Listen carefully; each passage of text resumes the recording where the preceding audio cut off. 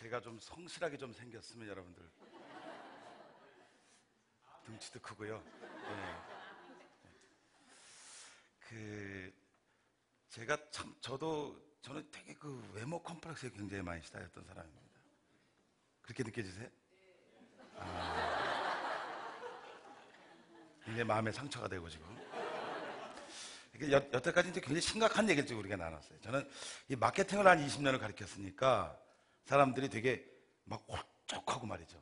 얼굴이 노랗고 안경을 낀 뭐 그런 사람으로 올 거라고 생각을 해요. 그래서 강의를 할 때 보면 제 앞에서 항상 그래요. 마케팅 가르치는 교수님은 어디 계시나? 이렇게 물어봐요. 한두 번 들은 게 아니거든요.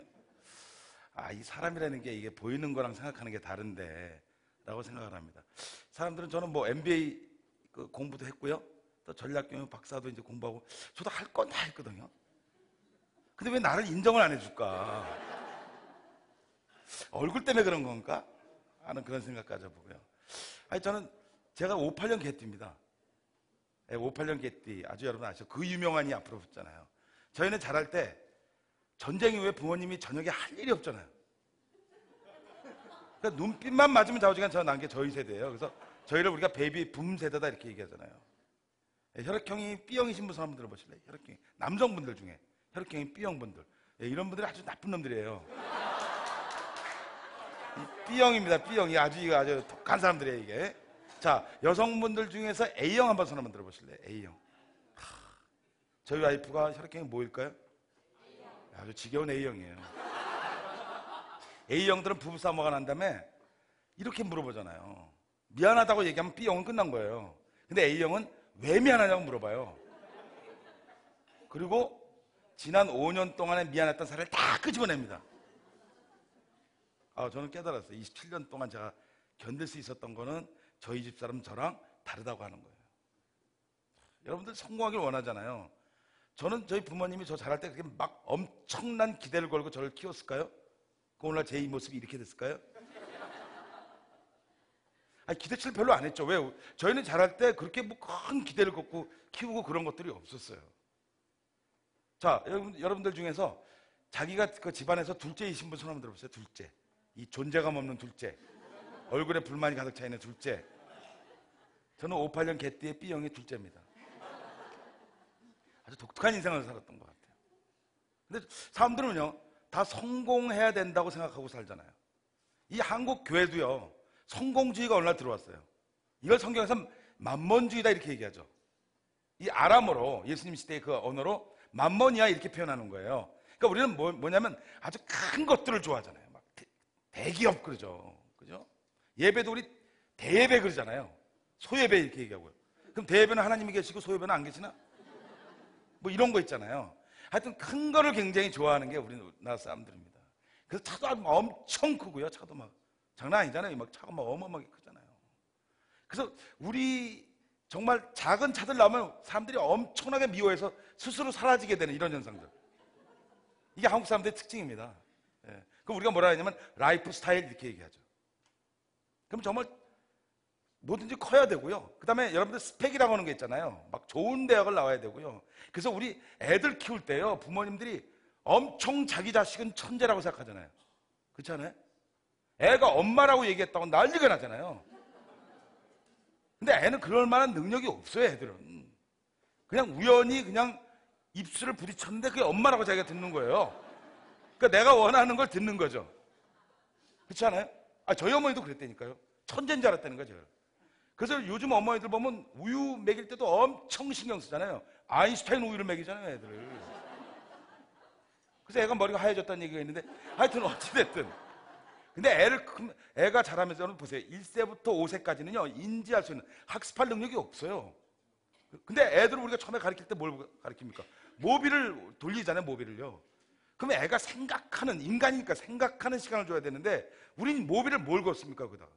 영어 막 알파벳 붙이고, 한글 붙여갖고 애가 처음에 태어나자 눈을 딱 뜨자마자 영어가 막 들어가는 거야, 그냥 애가. 생각할 시간이 없어요. 제가 전국을 돌면서 지금 청춘 콘서트라 그래서 젊은 청년들에 대한 이야기를 하고 다닙니다. 제 얘기를 많이 합니다. 저는 58년 개띠의 B형의 둘째라면 애들이 아주 광란을 해요. 애들이 막 저런 인간이 다 있나 이러면서 막 그냥 애들이 좋아하죠. 얼굴 보니까요, 저는 기도가 필요한 얼굴이에요. 사실 솔직히 말씀드리면. 잘생겨 본 적이 없었고요. 저는 늘 잘생긴 인간들이 빨리 가야 된다고 생각하는 그런 소망을 갖고 있었던 사람입니다. 우리가 세상과 다를 게 없잖아요. 좋은 학교 나와야 되고요. 그래서 인생이 성공을 하고 그 사람이 한국에 이 교회에 들어와서는 엄청난 간증을 한다고 하는 것들이 우리한테는 잘못된 길이었다는 걸 제가 느끼게 됐어요. 청년들이요, 정말 저희 부모님은 먹고 살기 힘들잖아요. 그래서 저를 방목해 키웠어요. 잘 자라면 고맙고 아니면은 네 인생 가는. 예전에 다 어머니도 그랬잖아요. 근데 저는 참 중요했던 게 뭐냐면요, 제가 그 말을 심하게 더듬었는데요. 이게 말을 심하게 더듬은 거, 제가 지금 말 심하게 더듬습니까? 아니잖아요. 훌륭하잖아요. 근데 말을 심하게 더듬다 보니까 그게 알고 보니까 환경에서 왔더라고요. 그러니까 언어도 습관인데 내가 얘기할 수 있는 사람들이 없잖아요. 저희는 아주 그냥 가족애가 아주 엄청 투철해서요, 한 방에서 전부 살았어요. 근데 이 가족들이 되게 웃기는 게 대화를 안 해. 무슨 대화를 하겠어요? 먹고 살기 힘든데.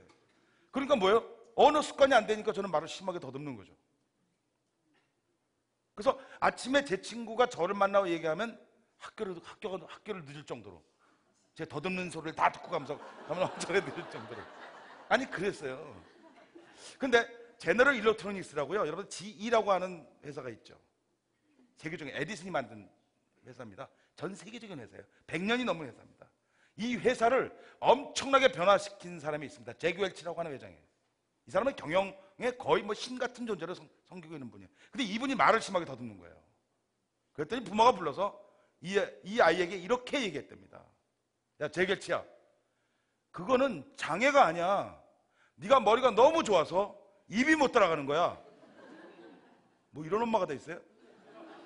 그러면 나는 제규 웰치보다 더 심하게 말을 더듬었는데 왜 우리 어머니는 저한테 그런 얘기를 안 했을까요? 보세요.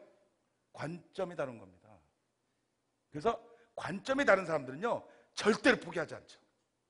그래서 저는 청년들한테 왜 젊은 청년들이 저렇게 방황을 하느냐라는 거예요. 저도 방황을 했으니까 우리는 뭘 이야기를 할 것인가라는 것들에 대한 분명한 이야기가 우리가 있어야 되겠죠. 그래서 저는 이 성공에 대한 개념을 한번 이 말씀 속에서 한번 찾아봐야 되겠다. 아주 바람직한 생각을 했어요. 제가 딴 데서 찾으면 세상에 만mon주의가 들어오기 때문에 이건 안 되겠다. 이거는 이렇게 하면 결국 세상과 우리가 다를 게 없잖아요. 우리가 문을 열어주되 우리의 가장 본질적인 걸 내놓으면 정말 그건 잘못된 거거든. 그래서 사람들은 저를 보고, 아니 저는 마케팅을 20년을 했으니까 대기업만 마케팅 강의를 해요. 안 믿겨지시죠? 근데 중요한 건 뭐냐면 제 강의를 듣는 사람들은 뭐라 하냐면, 아니 어떻게 그렇게 재밌는 강의를 하냐는 거예요. 아니 그러면 저는 마케팅 강의는 그러면 어렵게 해야만 그게 원칙이 됩니까?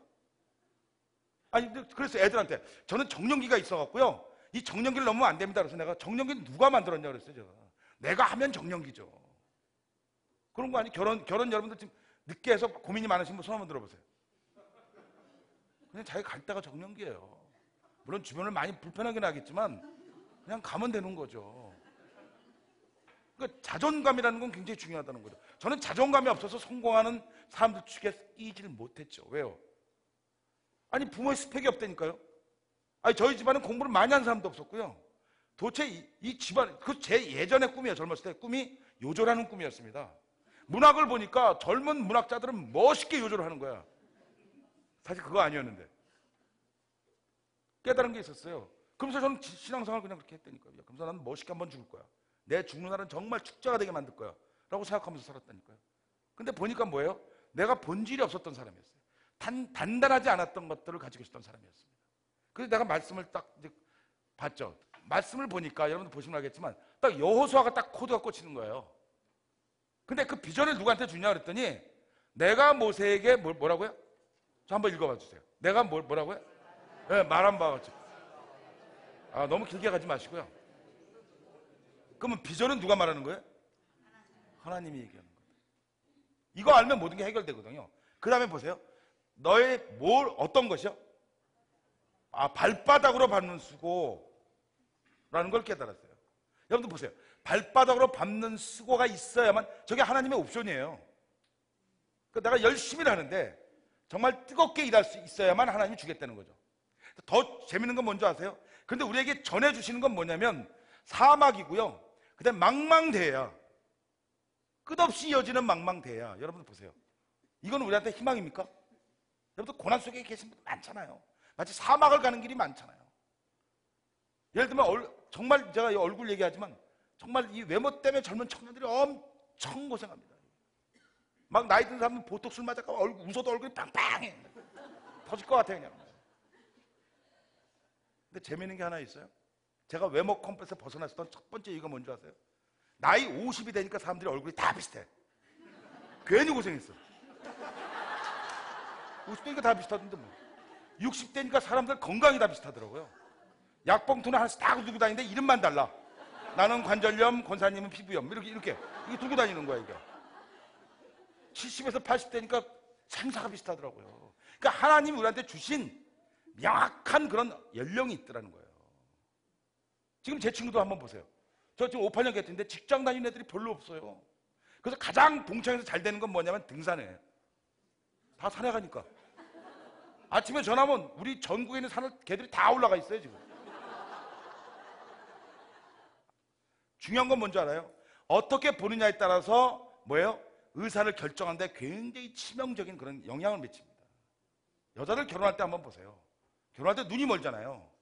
눈을 뜨니까 이상한 인간이 앉아 있어요. 지금까지 참으면서 사는 거예요 지금. 결혼할 때는 저 사람 없으면 정말 내가 못 산다 그러더니 이제는 저놈만 없으면 내가 살잖아요 지금. 그죠? 아니 제가 이렇게 막 얘기하는 게 아니라 중요한 건 뭐냐면요, 정확히 볼 수 있어야 된다는 겁니다. 정확히 보면요, 우리 두뇌의 생각하는 기능까지 같이 갑니다. 잘 보면 생각이 잘 되는 거예요. 얘 이놈의 집구석이라고 생각하면요, 보이는 게 다 집구석으로 보이기 시작해요. 근데요, 부모님이 긍정적으로 보기 시작하면요, 이게 달리 보이는 거예요. 아니 저희 외할머님이요, 아주 우리 집안이 엄청 핏바지고 막 빚쟁이 막 있는데 외할머님이 새벽 기도를 하면서 저한테 이렇게 얘기하는 거예요. 네가 하나님이 세계적으로 쓰신 된다라고 얘기하는 거예요. 저는 얼마나 부화가 났는지요. 저렇게 자기 세뇌를 하는 저 권사님들, 저런 분들이 진짜 문제야 라고 생각했어요. 우리 외할머니 미워했다니까요. 근데 제가 몇 년 전에 제가 코스타를 전 세계를 돌면서 그랬지, 전 세계라는 의미가 난 뭔지를 알았어요. 하나님이 쓰시면 쓰고 내가 도구로 쓰는 거지, 내가 엄청나고 그러니까 저의 성공의 의미와 하나님이 생각하는 의미가 다르다는 거죠. 근데 하나님 나한테 연단통에 뭘 주냐면요, 발로 밟는 수고를 주는데 저게 뭐냐면 바로 뭐예요? 사막과 그다음에 망망대해를 거니게 하지만은 결과적으로 하나님 우리한테 약속하는 게 하나 있습니다. 어떤 약속이냐? 그 다음에 뭐라 그래요? 내 평생에 너를 능히 당할 자가 없으리니. 저 말 들으면요, 사람이 가슴이 뛰어야 돼.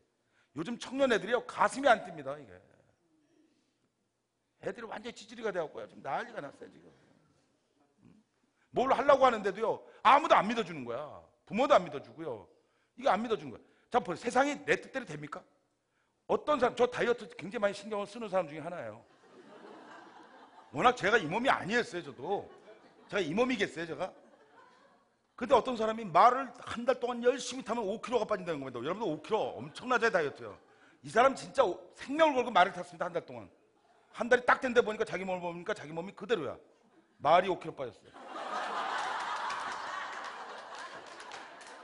뭐 이런 게 인생 아닙니까? 내 뜻대로 되는 게 몇 가지나 되겠어요. 내가 마음대로 하는 거는요, 내가 마음대로 결정할 수 없는 부분이 있습니다. 그게 뭐냐면 하나님께서 말씀하신 이 비전에 대한 얘기예요. 내가 근데 중요한 건 뭐냐면요, 우리 이거 붙잡고 사는 겁니다. 신앙인이 이거 붙잡지 않으면요, 세상 만먼지에 휩쓸리기 딱 좋습니다. 뭐라 그래요? 너를 능히 당할 자가 없으니 내가 모세와 함께 있었던 것 같이 너와 함께 있는 것입니다. 내가 너를 떠나지 아니하며 그러잖아요. 네, 잘못 읽을 때도 있으니까 그냥 넘어가세요.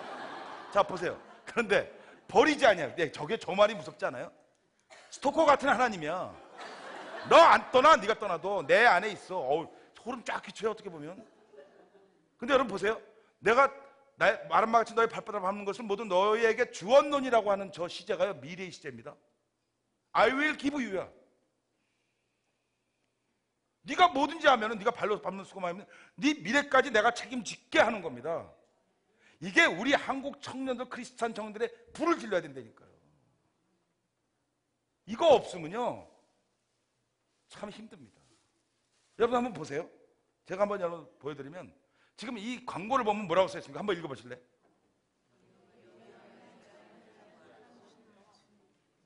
아니 저런 직원 모집하는 저런 광고가 어디 있습니까? 아니 봉급독자, 그 더 심한 건 뭐예요? 흑심한 추위, 끊임없는 위협, 안전귀환도 보장을 받지 못하는, 저게 뭐냐면 남극을 갔던 세클턴이라는 사람이 그 단원을 모집하려고 신문 광고를 낸 겁니다. 그런데요, 더 무서운 건 5,000명의 청년들이 가슴에 불을 질렀습니다. 그 중에 28명이 이 사람들이 이 선원으로 된 거예요. 남극을 가게 됐는데 이 배 이름이 인듀어런스예요. 그 배 이름이 정말 재수가 없었던 것 같아요. 가다가 배가 난파가 돼갖고요, 이 부빙이라 그러죠. 이 떠돌아다니는 이 얼음에 이 사람들이 가게 됐어요. 야, 이 문제가 생기잖아요. 그래서 이 사람이 1200km를 세클턴이 이 단원들을 남겨놓고 가서 구조를 요청했는데, 그때 1차 대전 전쟁이었기 때문에 도와줄 수가 없는 거예요. 이 사람들이요 2년 동안 생존해서 돌아왔어요. 1914년에 시작했는데 1916년에 돌아왔어요. 한 명도 희생자가 없이. 인듀어런스 했다니까. 이게 이름이 중요해요. 제 이름도 맹명관이잖아요. 애들이 이거 중국집이라고 얘기하는데 저는 진짜 이 이름을 난 너무 사랑해요. 그래서 저녁에 배달됐냐고 1년 동안 전화 안 해도 있어요. 제가 저희 친한 이 인듀어런스를 하면서 이 사람들이요 뭔지 아세요? 희망을 캐기 시작했어요. 우리는 살아 돌아갈 수 있다고. 그래서 뭔지 아세요? 식량을 비축하지 않고요, 야 오늘 분명히 세컬턴이라는 우리 팀장이 올 것이다, 짐을 전부 싸라. 매일매일 이 사람들을 훈련을 했다는 거예요. 2년 동안. 여러분들, 이 사람은 실패한 사람입니다. 근데 뭐라고 하는지 아세요? 위대한 실패자라고 얘기합니다. 위대한 항해자라고 얘기해요. 그래서 영국 BBC에서 1000년 동안 위대한 탐험가의 순위를 말하는데 유일하게 실패한 사람으로 5위에 뽑힌 사람이 세클턴이라는 사람입니다. 대단하죠? 믿지 않는 사람도 저렇게 합니다. 인듀어런스 한다고요? 이 애가 성공할 때까지 참고 기다린다니까요. 때가 올 때까지 사람들, 우리는 끊임없이 유익한 고난을 견뎌내는 겁니다. 그거 안 하면요, 아이들은 너무 로또 같은 너무 빠른 성공에 취하게 되고요, 너무 빠른 기회를 사람들이 취하다 보면 결국 뭐예요? 그 유혹에 넘어져서 다시는 흔적 없이 사라지는. 그래서 한국의 개신교의 청년들이 없어져가는 이런 현상을 여러분들에게 말씀드리고 싶습니다. 여러분들, 그런 게 굉장히 중요한 겁니다. 사람이 나이가 들고요, 사람이 청년이면요, 청년다운 아름다움이 있어야 되지 않습니까? 멋있음이 있어야 되지 않습니까? 이런 힘이 넘쳐야 교회가 세상에 대해서 선포하는 겁니다. 여러분, 아름답다는 얘기를 내가 내용 보니까요, 나답다라는 뜻이 들어가 있더라고요. 가장 나다울 때, 보톡스 맞고 똑같이 만드는 게 아니라 가장 나다울 때, 그리고 그것을 끌어안을 때, 포옹하다라는 뜻이 들어가 있습니다. 이 아름이라는 게. 그래서 가장 나다울 때, 가장 크리스찬다울 때, 가장 크리스찬다운 성공을 가질 때, 그것을 끌어안을 때 우리는 뭐라 하냐면 그 사람을 아름답다 칭합니다. 오늘 우리 한국 개신교가요, 젊은 청년들이 이런 꿈을 가지고 희망을 마케팅하는, 또 그런 날을 기다리는 우리 모두가 되어야 되겠다고 저는 생각하고 기도하고 있습니다. 제 강의 마치겠습니다.